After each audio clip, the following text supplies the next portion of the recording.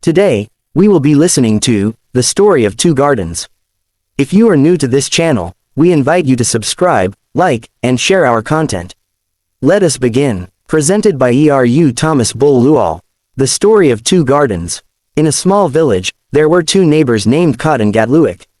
Both were given a dry, dusty piece of land by the village elder.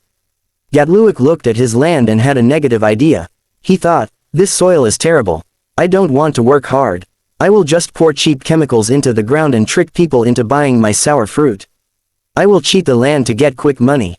Kot looked at the same dry land. At first, he felt sad, but then he decided to turn his negative thoughts into positive ones.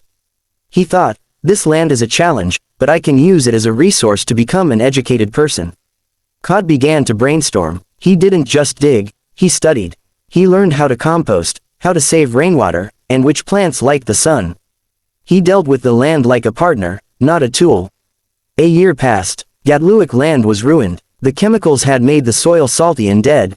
He had no fruit to sell and no friends in the village because he tried to cheat. But Kot's land was a green paradise. Because he chose to educate himself instead of taking the easy way, his trees were full of sweet oranges.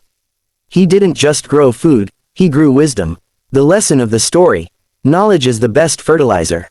When we face a problem, we have two choices. The cheater's way, taking shortcuts and thinking negatively, usually leads to failure in the end. The educated way, using your brain to brainstorm solutions, turns a bad resource into a great success. The moral: true wealth comes from learning how to handle what you have, rather than trying to trick your way to the top. Smiling face throwing kisses. Thank you. I look forward to seeing you in the next video.